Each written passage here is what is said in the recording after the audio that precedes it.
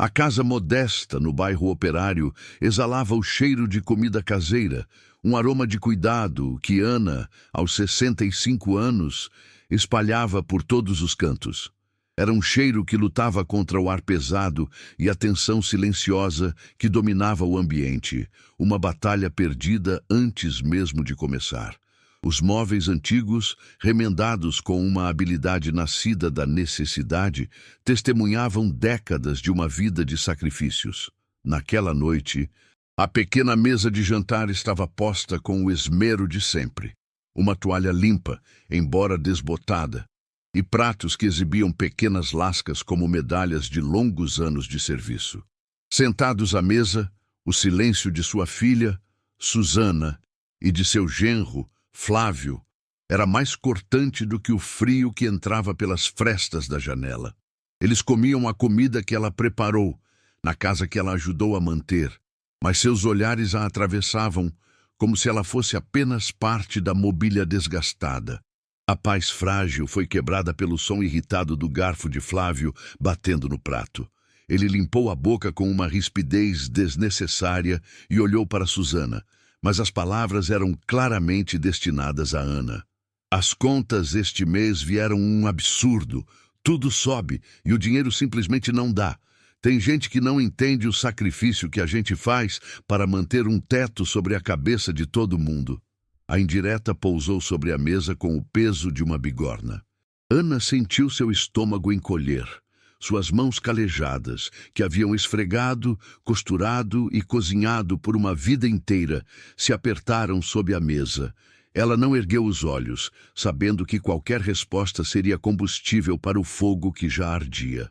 O pequeno Miguel, seu neto de 7 anos, percebeu a mudança no ar e parou de comer. Seus olhos grandes e expressivos fixos no rosto da avó, buscando um conforto que ela mesma não possuía. Susana, em vez de defender a mãe, virou-se para ela com uma frieza que congelaria o inferno. Meu marido tem razão, mãe. A senhora não faz ideia do quanto as coisas custam. Vive aqui, come da nossa comida, usa nossa luz. Honestamente, a senhora se tornou um peso morto para nós. A expressão peso morto saiu de sua boca com uma naturalidade cruel, perfurando o coração de Ana como um caco de vidro. As lágrimas que Ana segurou por tanto tempo finalmente ameaçaram cair, mas a humilhação final ainda estava por vir. Susana se levantou, o rosto contorcido por uma raiva que parecia vir de um lugar profundo e sombrio, e apontou para a porta. Chega! Pega suas coisas e vai embora. Não te queremos mais aqui. O grito ecoou pela pequena sala e o choro desesperado de Miguel explodiu, enquanto ele se agarrava às pernas da avó, a única fonte de calor em sua vida. O mundo de Ana desabou naquele instante. O chão sumiu. As paredes se fecharam e o ar se tornou rarefeito. A rejeição da filha, a única pessoa por quem ela havia sacrificado tudo, foi a pá de cal em sua resiliência silenciosa. Seu rosto, marcado pelas rugas de preocupação e trabalho, exibia uma dor visceral, a dor de um amor que se revelou inútil. Enquanto Susana a puxava pelo braço, a última imagem que ficou gravada em sua mente foi o rosto do neto, banhado em lágrimas, com a boca aberta em um grito mudo de socorro. É difícil entender como a ingratidão pode crescer em um solo regado com tanto amor e sacrifício. Se histórias como a de Ana também tocam seu coração e te fazem refletir, considere se inscrever no canal. Seu apoio é fundamental para que possamos continuar compartilhando relatos que precisam ser ouvidos. A rua escura e silenciosa a acolheu com uma indiferença gélida. O som da porta batendo atrás de si foi um ponto final, uma sentença executada sem direito à apelação. Ana ficou parada na calçada por um instante que pareceu uma eternidade, o frio do concreto subindo por seus sapatos gastos. O peso da pequena sacola em sua mão era irrisório comparado ao peso que esmagava seu peito. As luzes das outras casas pareciam distantes, piscando como estrelas em uma galáxia inalcançável, cada uma abrigando uma família, um calor, um pertencimento que ela acabara de perder de forma brutal. Ela olhou para a janela do quarto do neto, um retângulo escuro e mudo, e imaginou o pequeno Miguel chorando em seu travesseiro. Aquele pensamento foi a primeira de muitas facas que a atravessariam naquela longa noite, a mais longa de sua vida. Sentada no banco de um ponto de ônibus deserto, o vento frio da madrugada açoitava seu rosto, mas ela mal sentia. Sua mente viajava para trás, para um tempo em que as coisas eram mais simples, mais puras. Lembrou-se de Susana, com seus 5 anos de idade, correndo em sua direção com um dente de leite na mão, o sorriso banguela iluminando um rosto sujo de terra. Lembrou-se das noites em que ficava debruçada sobre a máquina de costura, transformando retalhos de tecido em vestidos de festa para a filha, para que ela nunca se sentisse inferior às outras meninas da escola. Cada ponto, cada bainha, era uma declaração de amor. Um tijolo na construção de um futuro que ela sonhava ser brilhante para Susana. Um futuro onde ela, Ana, jamais imaginou que seria descartada como um objeto velho e sem utilidade. Toda a sua existência foi uma sequência de sacrifícios silenciosos. Viúva muito cedo, ela assumiu o papel de pai e mãe, trabalhando de sol a sol, como diarista em casas de famílias ricas, onde limpava o pó de móveis que valiam mais do que tudo que ela possuía. Chegava em casa com as mãos ardendo de produtos de limpeza e as costas curvadas de tanto esfregar o chão, mas ainda encontrava forças para preparar o jantar, ajudar na lição de casa e contar uma história antes de dormir. Ela abriu mão de seus próprios sonhos, de qualquer chance de um novo relacionamento, de pequenos luxos como um sapato novo ou um passeio no parque. Tudo foi investido em Susana, em sua educação, em seu bem-estar. Vê-la formada e casada deveria ter sido a coroação de sua jornada, mas se tornou o início de sua obsolescência. Mas então, em meio à névoa de dor e autocomiseração, o rosto de Miguel surgiu em sua mente com uma clareza avassaladora. O rostinho vermelho e molhado, os olhos grandes arregalados de pânico, as mãozinhas se agarrando a ela como se sua vida dependesse disso. Ele era a única pessoa naquele inferno doméstico que havia de verdade, que retribuía seu amor com uma pureza desarmante. Seus abraços apertados, seus desenhos coloridos, entregues às escondidas. O jeito como ele se aninhava em seu colo para ouvir histórias. Desistir não era uma opção, não por ela, mas por ele. Ela precisava ser forte, precisava se reerguer daquela humilhação, para que um dia pudesse oferecer àquele menino um refúgio, um lugar seguro, onde o amor não fosse medido em cifras e conveniências. Miguel era sua âncora, sua razão para lutar. Com os dedos trêmulos, ela tocou um volume discreto, costurado com linha dupla no forro de sua bolsa de tecido. Era ali que ela guardava as economias de uma vida inteira, cédulas amareladas pelo tempo, guardadas com um propósito quase sagrado, para não dar trabalho a ninguém na velhice. Uma pequena fortuna acumulada centavo por centavo, de gorjetas extras, de bicos de costura noturnos, de incontáveis privações. O dinheiro que deveria garantir um enterro digno ou custear um asilo caso ficasse doente. A ironia era cruel. O dinheiro guardado para não ser um fardo era agora a única coisa que a separava do desamparo absoluto. Ela o segurou através do tecido, e o calor de seu próprio corpo pareceu transferir uma nova energia para aquelas notas adormecidas. A dor da rejeição, naquele momento, começou a se transformar em algo diferente. Não era raiva nem desejo de vingança, mas uma determinação fria e límpida como o aço. Ela não usaria aquele dinheiro para se lamentar ou para provar algo a quem a descartou. Ela o usaria para honrar a si mesma, para validar cada calo em suas mãos, cada noite mal dormida. Ela construiria do zero um lugar que fosse seu, um santuário de dignidade. É em momentos assim, de dor profunda, que a gente descobre uma força que nem sabia que existia. Se você também acredita no poder da superação, sua inscrição nos ajuda a levar mais histórias, como a de Ana, para o mundo, mostrando que mesmo das cinzas é possível renascer com ainda mais brilho. Sua primeira parada foi uma pensão barata no centro da cidade, um lugar com cheiro de mofo e desinfetante, onde as paredes finas deixavam passar os sons de vidas anônimas e solitárias. O quarto era um cubículo com uma cama de ferro, uma lâmpada fraca pendurada no teto e uma janela que dava para uma parede de tijolos. O contraste com o lar que ela havia construído e cuidado por tantos anos era brutal. Naquela primeira noite, o silêncio era ensurdecedor. Não havia o som da televisão de Flávio, nem os passos de Susana, nem a risada de Miguel. Era o silêncio do abandono. Ela se deitou vestida sobre a colcha poída, abraçando a bolsa contra o peito e, pela primeira vez desde que fora expulsa, permitiu-se chorar. Um choro silencioso, amargo, que lavou um pouco da poeira da alma. Nos dias seguintes, Ana iniciou sua busca por um novo começo. Com uma dignidade inabalável, ela percorreu bairros distantes, procurando por uma casa pequena, algo que pudesse pagar com suas economias. A jornada foi um novo tipo de humilhação. Agentes imobiliários a olhavam com desconfiança.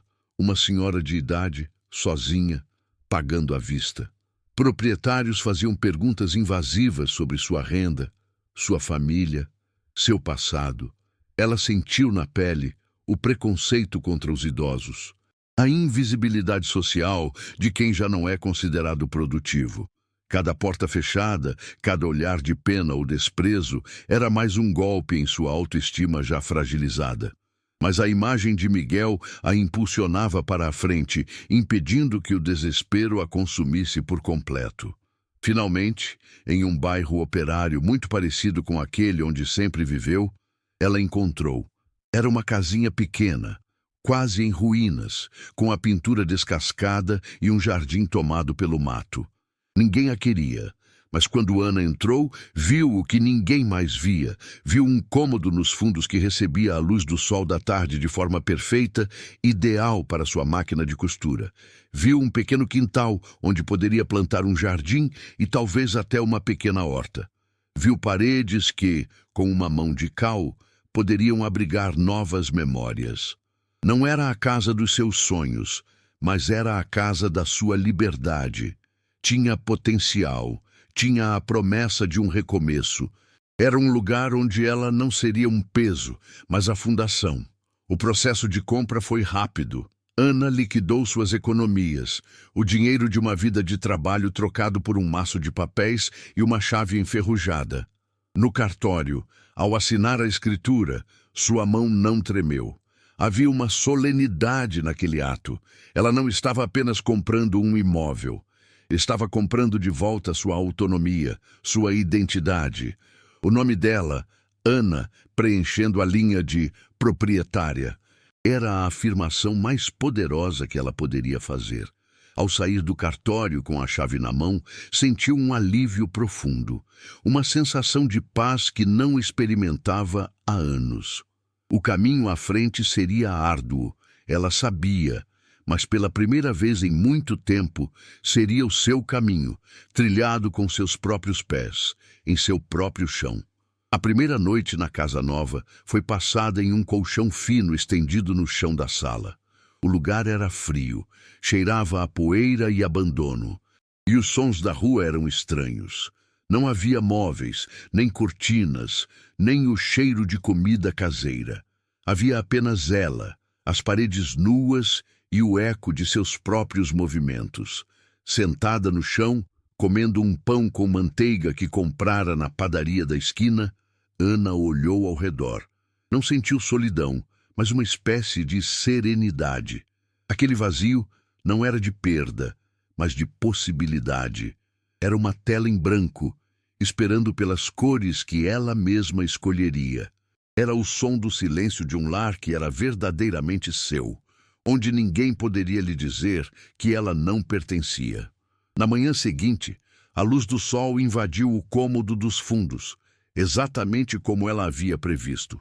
O pó dançava nos feixes de luz, e Ana viu ali o palco de seu futuro. Foi então que o plano, que até então era apenas um vislumbre, tomou uma forma clara e definitiva em sua mente. Ela não apenas moraria ali, ela trabalharia ali. Sua velha e fiel máquina de costura, um dos poucos itens que conseguiu trazer consigo, seria o motor de sua nova vida. Ela montaria um pequeno ateliê, faria concertos, criaria peças, ensinaria outras mulheres, transformaria sua habilidade, tantas vezes desvalorizada, em sua fonte de sustento e orgulho. Naquele cômodo vazio e iluminado, Ana não via apenas paredes, mas o esboço de sua própria ressurreição. Meses se passaram, transformando a poeira da casa abandonada no zumbido constante de máquinas de costura. O pequeno ateliê de Ana floresceu, tornando-se um refúgio para outras mulheres da sua idade, um lugar onde mãos calejadas encontravam propósito e companhia. O aroma de tecido novo e café fresco substituíra o cheiro de mofo, e as risadas preenchiam o ar, tecendo uma colcha de retalhos de novas amizades. Foi nesse cenário de renascimento que Susana apareceu um dia, uma figura destoante na porta. Seu rosto estava abatido, as roupas amassadas e os olhos, antes frios e duros, agora inchados de um choro recente. Ela observou a mãe, que se movia entre as mesas com uma autoridade serena, o brilho no olhar, refletindo uma força que Susana jamais reconhecera, e sentiu o abismo que suas próprias palavras haviam cavado entre elas. As lágrimas que Susana segurava desabaram sem cerimônia, traçando caminhos sujos em seu rosto cansado. Ela deu um passo para dentro, e o som vibrante do ateliê pareceu diminuir, como se o ambiente sentisse o peso de sua dor. Mãe, sua voz saiu embargada, um sussurro que mal superou o ruído das máquinas. Me perdoa, por favor, me perdoa. Ela contou a história que Ana já suspeitava. Flávio havia perdido o emprego. As dívidas se acumularam como uma avalanche e a ordem de despejo era uma realidade iminente. Nós vamos perder tudo. Miguel, ele vai para a rua. Eu não sei mais o que fazer. Preciso da sua ajuda. Preciso de dinheiro. O pedido era cru, despido de orgulho, a confissão final de um fracasso que ela mesma havia arquitetado com sua crueldade e ingratidão. Ana pediu que as outras senhoras continuassem o trabalho e conduziu a filha para um canto mais reservado, perto da janela que dava para o seu pequeno e bem cuidado jardim. Ela a escutou em silêncio, sem interromper, seu rosto uma máscara de calma impassível. Não havia triunfo em seus olhos, nem a satisfação amarga da vingança. Havia apenas uma clareza tranquila, a de alguém que já havia atravessado o inferno e encontrado paz do outro lado. Ela não via mais a menina que criou, mas a mulher adulta que fizera suas escolhas. Viu o resultado direto da soberba, a colheita inevitável do desprezo que fora plantado. A dor de Susana era real, mas a ferida que ela havia aberto no coração da mãe já estava cicatrizada, transformada em uma sabedoria firme e inabalável. Finalmente, quando o choro de Susana se acalmou em soluços exaustos, Ana falou, sua voz suave, mas com o peso do aço. O dinheiro que eu tinha, filha, era o valor de uma vida inteira de trabalho, o preço da minha dignidade. Coisas que você e seu marido nunca enxergaram, que vocês pisaram em cima. Eu usei cada centavo daquela dignidade para construir este lugar, para me reerguer do chão onde você me jogou.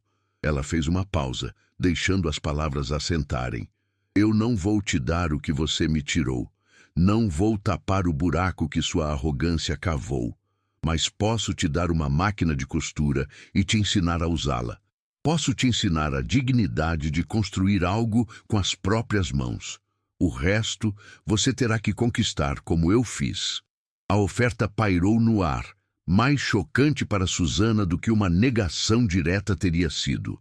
Ela esperava um sermão, talvez humilhação, ou, em sua fantasia mais desesperada, um cheque. Mas recebeu uma ferramenta. Naquele instante, no silêncio atordoado da filha, Ana se libertou completamente da última amarra de dor. Sua validação não vinha do arrependimento de Susana, mas de sua própria força.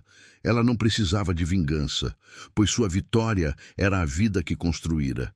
A relação com a filha talvez pudesse ser remendada um dia, mas o vínculo inquebrável, a sua verdadeira família, agora era a que ela formava com Miguel nos fins de semana, graças à guarda parcial que conquistara na justiça. Era no sorriso dele que ela encontrava seu verdadeiro lar, um lar que ninguém jamais poderia lhe tirar novamente. Susana não recusou a oferta, pois a humilhação do desespero era maior que a do orgulho. Nos meses que se seguiram, ela se tornou uma presença silenciosa e sombria no canto mais afastado do ateliê. O zumbido de sua máquina era hesitante no início, interrompido por erros e frustrações, mas aos poucos foi se integrando à sinfonia de trabalho que preenchia o lugar. Ana a tratava com a mesma cortesia profissional que dedicava a todas as outras mulheres. Não havia conversas íntimas nem lembranças do passado. Havia apenas o tecido, a linha e a lição silenciosa de que a dignidade é costurada ponto a ponto, com o esforço das próprias mãos.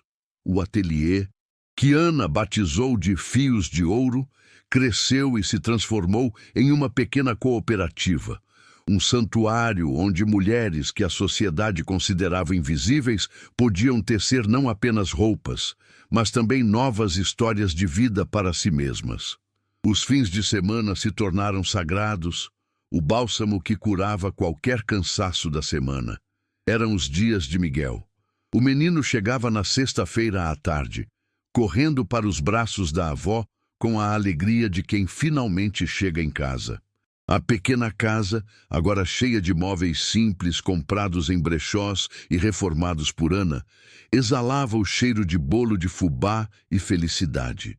Eles cuidavam do jardim juntos, as mãos pequenas do neto, aprendendo com as mãos calejadas da avó a distinguir o joio do trigo, a plantar sementes que se transformariam em flores e temperos.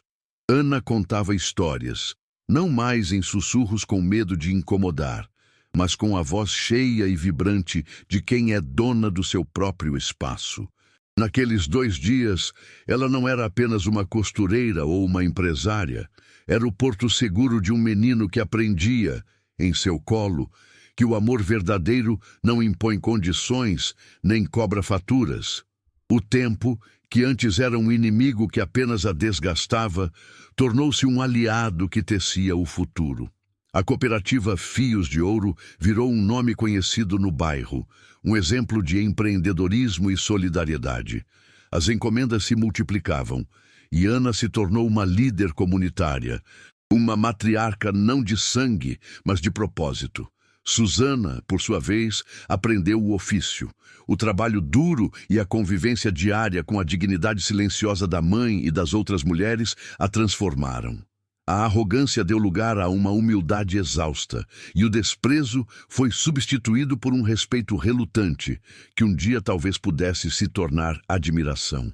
Ela alugou um pequeno quarto perto da cooperativa e, pela primeira vez na vida, sustentava a si mesma e ao filho com o suor de seu próprio trabalho, sem depender da sombra de um marido ou da caridade que não merecia. Ana agora olhava para sua vida não com as lentes da perda, mas com a clareza da conquista. Ela havia perdido uma casa, mas ganhara um lar. Perdera o papel de mãe servil, mas encontrara a vocação de mentora. Sua maior vitória não foi ver a filha humilhada, mas vê-la trabalhando, descobrindo o valor que ela mesma levara uma vida inteira para entender. Em uma tarde ensolarada, enquanto observava Miguel rindo no jardim e via o aceno discreto e respeitoso de Susana ao final do expediente, Ana sentiu uma paz profunda e completa. Ela não precisou gritar para ser ouvida. Sua felicidade e sua obra falavam por si. Relatos como o dela são a prova de que a força mais poderosa do mundo nasce da nossa capacidade de nos reconstruirmos. E é o seu apoio, ao se inscrever aqui, que nos permite continuar compartilhando essas jornadas, mostrando que toda vida merece ser tecida com fios de ouro.